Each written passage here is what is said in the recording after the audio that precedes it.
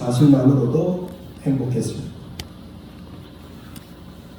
한참 시원의 단꿈에 젖어있던 여름, 그 호르만 집에도 여지없이 장마가 찾아들었습니다.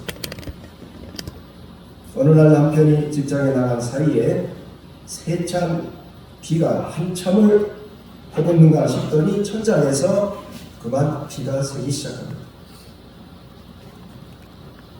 아내는 어쩔 줄 몰라 방바닥으로 떨어져 내리는 빗물을 바라보고만 있었습니다.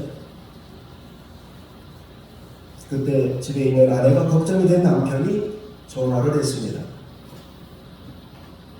집은 괜찮아요. 걱정 마세요.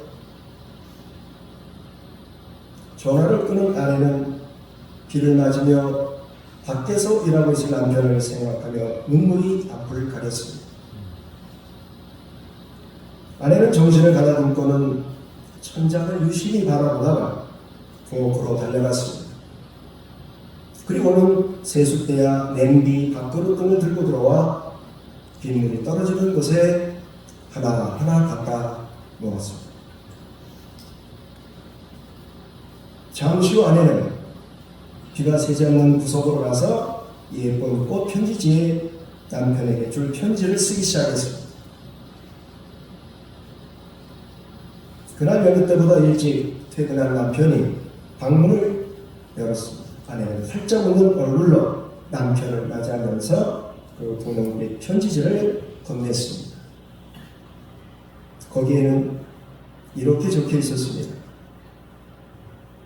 여보, 저는 오늘 하루 종일 우리가 연애 시절에 즐겨 듣던 쇼팽의 빗방울 연주곡을 감상하는 기분이었어요.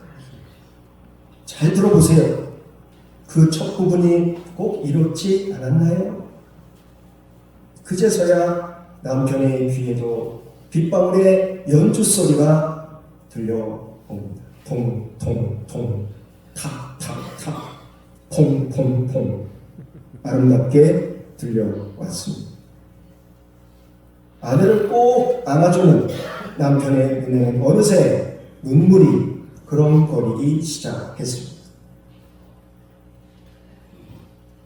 여러분, 우리가 믿는 예수님, 그분은 모든 일에 다 성공하셨다고 생각하십니까? 그분은 만사형통하셨을까요? 하시는 일마다, 손대는 일마다 다 만족한 결과를 얻으셨다고 생각하십니까?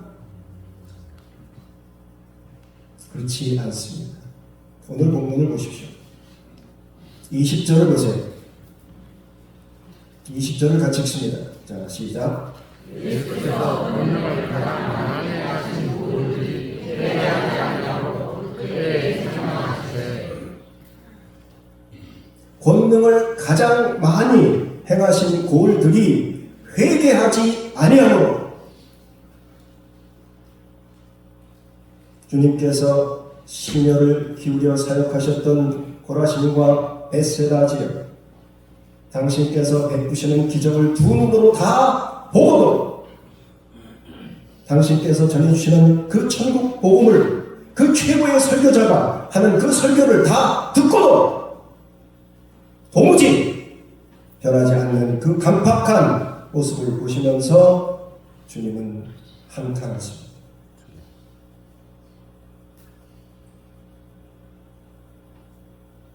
이 밤 땅 하나님을 모르는 자들, 두로와 시돈에 사는 자들이 너희들과 같은 경험을 했다면, 내가 말하고 행하는 것을 보았다면 그들은 틀림없이 베옷을 입고 제에 앉아 회개했을 것이다. 그런데 너희들은 도무지 꿈쩍도 하지 않았다.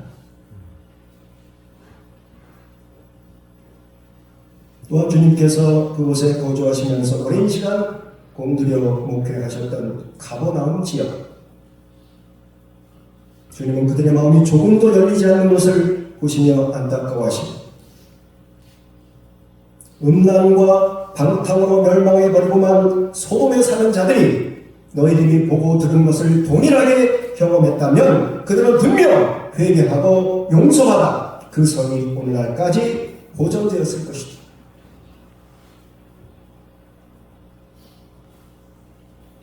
주님이 권능을 가장 많이 베푸셨음에도 주님은 그 고을들에서 사역의 열매를 제대로 거두실 수가 없었습니다. 만족할 만한 결과를 얻지 못하셨죠. 한마디로 실패한 겁니다. 목표에 실패하셨어요. 원인은 물론 그들의 강팍한 마음, 하늘에까지 높아지려 했던 그들의 교만한 마음이 있었습니다. 그러나 이유는 여하간에 주님은 다른 곳에서보다 훨씬 더 많은 권능을 베푸시고도 열심히 노력을 하셨음에도 그들을 변화시키는 일에는 그만 실패하시고 말았습니다. 뜻대로 안 됐습니다. 말씀 한마디로 귀신을 쫓아내신 주님, 손을 얹어 기도하실 때 어디에서도 고칠 수 없었던 그 불치병 환자가 깨끗함을 얻고 눈먼 사람의 눈을 만져서 보실 수 있도록 해주시던 그 주님, 고리떡 5개, 물고기 2마리로 5,000명이나 되는 사람을 먹이셨던 주님, 심지어 죽어서 이제 다 소망이 끊어진 그 사람을 찾아가 일으켜 주신 주님. 그런 모든 능력 있는 사역을 다른 곳에서보다 훨씬 더 많이 펼치셨음에도 고라신 사람, 벳세다 사람, 그리고 가버나움 동네 사람들은 털끝만큼도 마음을 열지 않았습니다.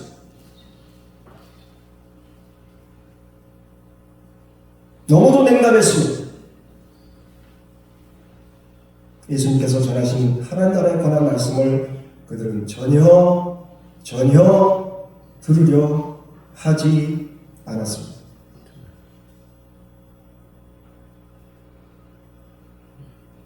그들이 주님을 영접하지 않은 것은 물론 그들이 자유죠. 자유를 주십니다.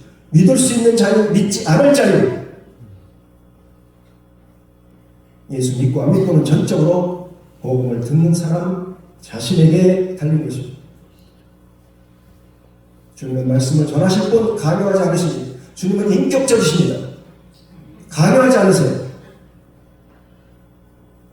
문을 두드리시지 부수고 들어가시지 않습니다. 그렇습니다. 선택은 자유. 그러나 그 선택에 대한 책임 또한 스스로 져야 하는 것입니다. 주님께서는 그들이 믿지 않으므로 심판날 두로와 시돈에 사는 이방 사람들이 받을 징계보다 더 무서운 징계를 받게 될 것입니다. 그리고 하늘에서 불이 내려서 멸망했던 소돔 땅보다 그들이 더 큰 저주와 심판에 직면하게 될 것을 분명히 경고하셨습니다. 사역에 실패하신 주님, 의도하신 대로 일이 풀리지 않는 것을 경험하신 주님, 이때 주님의 마음은 어땠을까?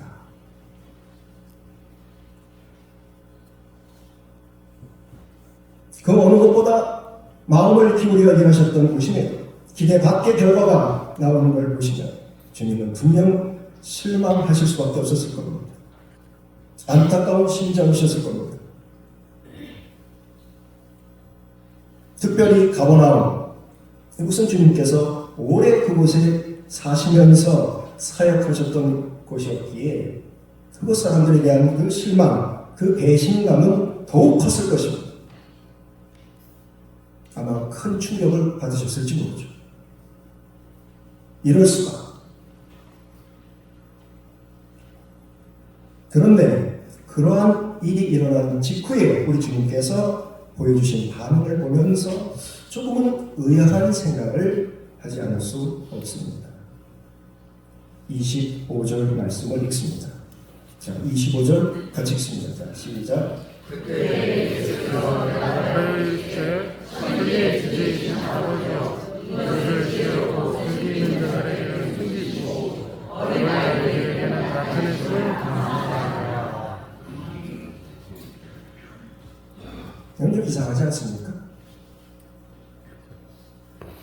아니 누가 무슨 말을 했기에 이런 대답을 하셨던 것일까? 저는 당시 상황을 곰곰이 추론해보기 시작했습니다. 예수님께서 당신의 사역을 돌아보시며 조금은 실망한 마음으로 앉아 계실 때에 누군가 주님을 찾아와서 이렇게 말합니다. 어이 예수 선생, 당신 아직도 당신 자신이 전능하신 하나님의 아들이라고 주장할 생각이요? 결과를 보시오. 당신 사역은 실패했어. 당신이 그렇게 오래 일했던 가버나움, 그 동네만 해도 그렇소. 그곳 사람 가운데 당신을 믿고 따르는 사람이 얼마나 돼요? 당신이 그동안 열심히 천국 소식을 전파한다고 하더니 그래 몇백 명 아니 몇십 명이라도 당신을 지지하고 몇 사람이라도 힘을 모아서 당신 이름으로 회당 하나라도 지은 게 있어? 없지 않습니까? 그러고도 당신이 처한 현실을 모르고 있다면 당신은 둘 중 하나예요. 정신 이상자이거나 아니면 철면피요. 예수 선생, 내 점잖게 충고할 때 잘 듣고 내 말대로 하시오. 조용히 물러나시오. 이제 아무도 당신의 말에 귀를 기울이지 않을 거예요. 당신은 실패자예요.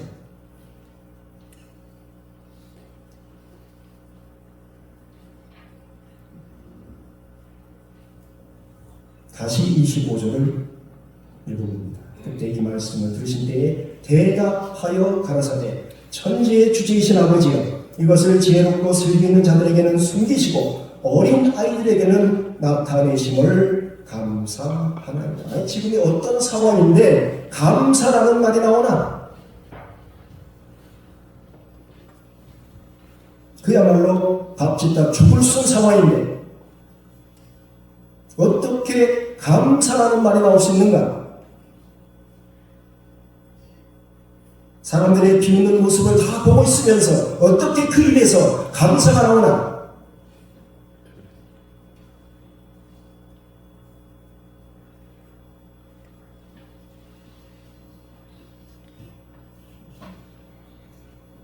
여러분, 주님은 당신의 실패에 집중하시지 않았습니다. 아니, 엄격하게 말하면 당신의 말씀을 듣고 부정적인 반응을 보이는 사람들, 악담하는 자들에게 마음을 빼앗기지 않으셨습니다.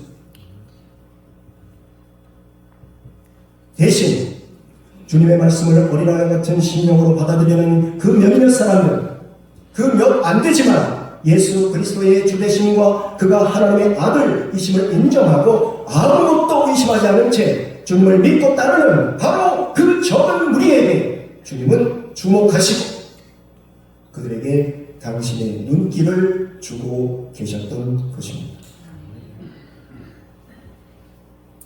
그리고는 바로 그들을 보시며 아버지 하나님께 감사하셨던 것이죠.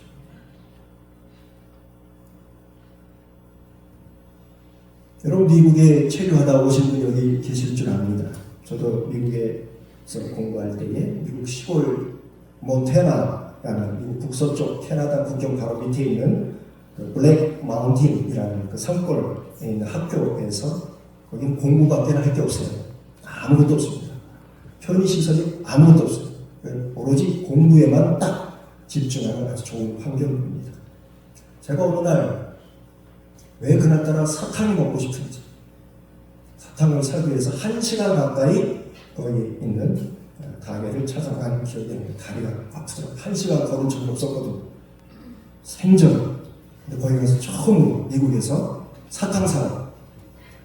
아니, 사탕이 왜 먹고 싶었는지 모르겠어요. 사탕이 먹고 싶어가지고 공부하다가 사탕을 사러 1시간 거리를 걸어간 기억이 있습니다. 어떤 청년이 저처럼 더운 여름날 점심 식사를 하기 위해서 한참을 걸어서 맥도날드 가게로 갔습니다.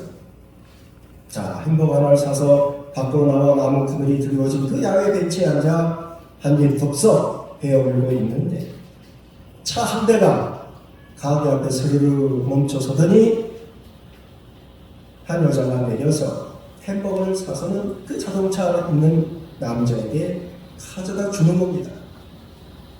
그 모습을 본 청년 얼마나 부럽습니까?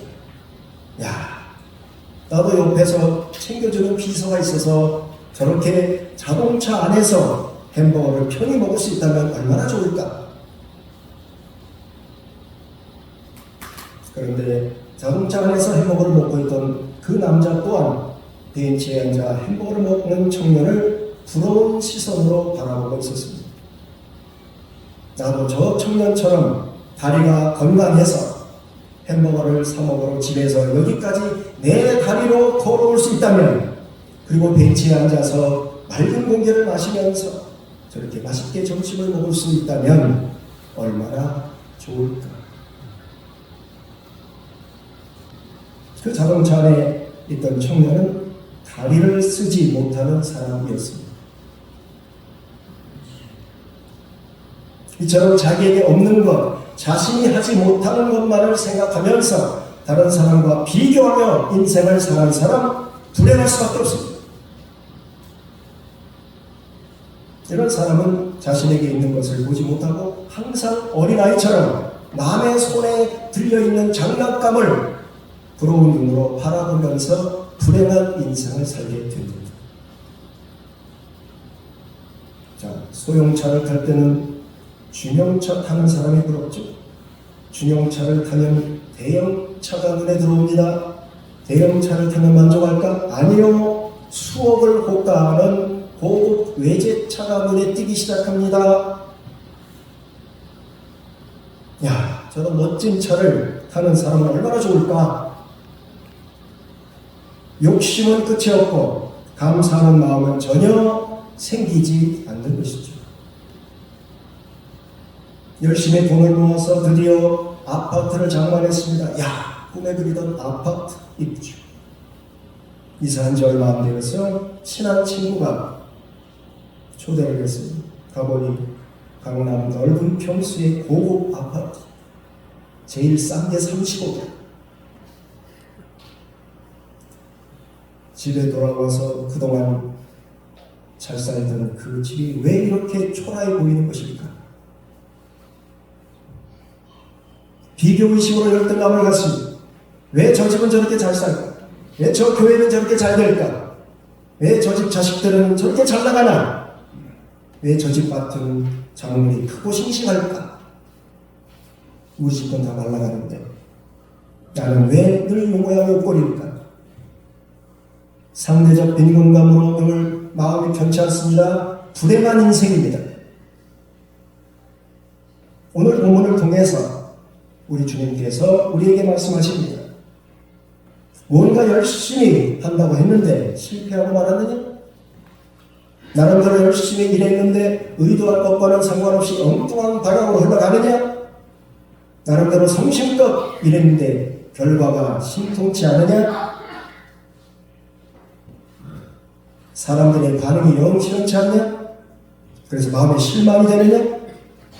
그래도 실망하지 마라. 낙심하지 마라.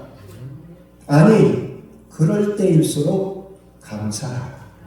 아니, 어떻게 감사할 수 있단 말입니까? 어떻게 감사해? 그런 상황에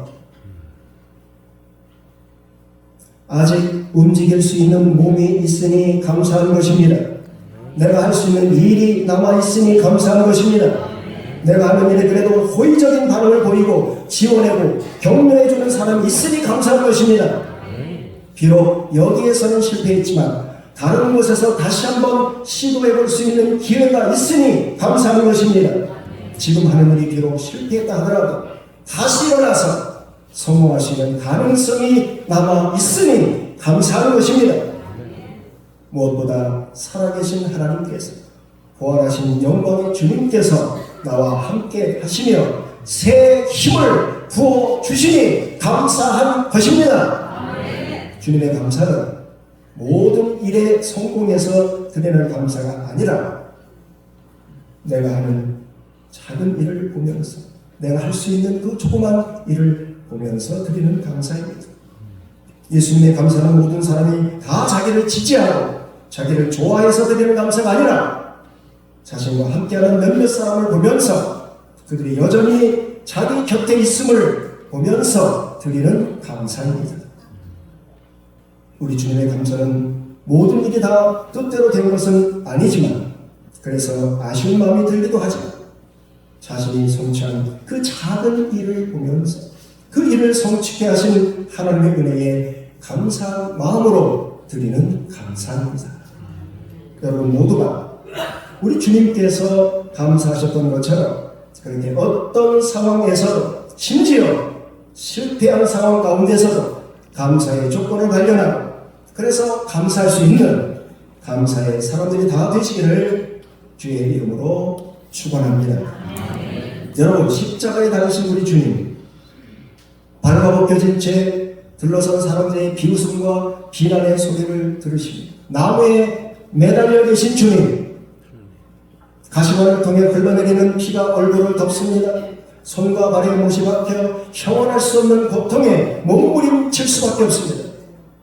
그런데 여러분 이 기가 막힌 상황 가운데 우리 주님의 시선이 어디를 향하고 있었는지 아십니까? 여러분 우리 주님께서 당신께 믿음을 고백했던 한편 강도에게 하신 말씀 기억나십니까? 네가 오늘 나와 함께 낙원에 있으리라. 네가 오늘 나와 함께 낙원에 있으리라. 십자가 위에서 낙원을 보고 계시고 그 고통의 자리에서 영광의 나라를 보고 계시고 그 끔찍한 순간에 하나님 아버지를 보고 계시고 그 영원한 판을 보고 계시고 우리 주님 주인이 되어서 십자가 위에서 죽어가는 사람 마지막으로 하는 말을 한번 들어보세요. 그 주인 사람들이 비웃는 가운데 마지막으로 주님께서 하신 말씀 다 이루었다. 다 이루었다. 뭘 다 이루셨던 것입니까? 인간의 은혜는 실패. 그러나 하나님의 뜻은 바로 그 십자가를 통해서 온전히 이루어진 것을 주님은 보고 계셨던 것입니다. 신실하신 주님, 비록 당신의 사역이 다 성공한 것은 아니지만 모든 사람이 다 주님을 지지하고 따르며 믿어준 것은 아니지만 그래도 주님은 당신이 하실 수 있는 일에 집중하시며 그 일을 계속해서 감당해 가셨습니다. 당신을 믿고 따라주는 그 소수의 사람들과 더불어 감사한 마음으로 아버지께서 맡겨주신 일을 포기하지 않고 지속하셨습니다. 그리고 소수의 사람을 통해 미래에 이루어질 아름다운 하나님의 나라를 바라보시면서 아버지께 감사 기도를 드리실 수 있었습니다. 환경은 어떠하든지 주변 사람들의 반응이 어떠하든지 우리 주님의 마음속에 항상 아버지 하나님이 계셨습니다. 세상에 줄 수 없는 하늘의 평안이 깃들어 있었습니다. 최후 승리에 대한 확신과 그로 인한 감사의 마음이 들어있었습니다. 십자가 지시기 전 주님께서 제자들에게 말씀하십니다. 보라, 너희가 다 각각 제 곳으로 흩어지고 나를 혼자 둘 때가 오늘이 벌써 왔도다. 그러나 내가 혼자 있는 것이 아니라 아버지께서 나와 함께 계시느니라. 이것을 너희에게 이르는 것은 너희 안에서 평안을 누리게 하려 함이라. 세상에서는 너희가 환난을 당하나 담대하라. 내가 세상을 이기었노라. 승리하신 주님의 영으로 충만하든지 성령 충만한 제자는 억울하게 고관 앞에 끌려가서 매를 맞고 폭언을 듣고 나오면서도 그 이름을 위해서 능력받는 일에 합당한 자로 여기심을 기뻐했습니다. 매를 맞고 나오는 제자들의 얼굴이 환했습니다. 감사했습니다. 아, 주님을 위해서 내가 이런 고난을 당할 수 있다니. 주님 가신 그 십자가의 길을 나도 갈 수 있다니 이 얼마나 영광인가. 주님 감사합니다. 감사합니다. 부활하신 우리 주님을 만난 사도 바울, 매를 맞고 착고에 묶인 채 캄캄한 지하 감옥 그 물이 쭉쭉 나오는 그 시궁창 같은 그 감옥에 갇혀 죽음을 기다리고 있던 그 순간에도 그 입에서 찬송이 나왔습니다. 우리 주 예수 그리스도로 말미암아 우리에게 승리를 주시는 하나님께 감사하노니 그러므로 내 사랑하는 형제들아 견실하여 흔들리지 말고 항상 주의 일에 더 힘쓰는 자들이 되라. 이는 너희 수고가 주 안에서 헛되지 않은 줄 알리라. 어떤 상황 가운데서든 비록 실패의 순간이라 하더라도 평안의 주님, 십자가로 승리하신 우리 주님, 합력해서 선을 이루신 우리 주님 바라보시면서 소망 가운데 감사하며 살아가는 저와 여러분 될 수 있기를 바랍니다. 기도하겠습니다.